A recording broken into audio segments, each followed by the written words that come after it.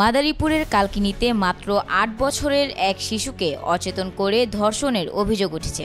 ধর্ষণের পর শিশুটির রক্তক্ষরণ শুরু হলে তাকে প্রথমে কালকিনি উপজেলা স্বাস্থ্য কমপ্লেক্সে এবং পরে অবস্থার অবনতি হলে মাদারীপুর ২৫০ শয্যা জেলা হাসপাতালে ভর্তি করা হয়। পরিবারের অভিযোগ, পশ্চিম পাঙ্গাশিয়া গ্রামের সোহাগ শিকদার শুক্রবার দুপুরে শিশুটিকে ডেকে নিয়ে চেতনানাশক দিয়ে অজ্ঞান করে ধর্ষণ করে। ৩ ঘন্টা পর জ্ঞান ফিরলে শিশুটি মাকে সব জানায়। তবে সোহাগ ও তার লোকজন প্রাণনাশের হুমকি দেওয়ায় পরিবার শুরুতে বিষয়টি গোপন রাখে।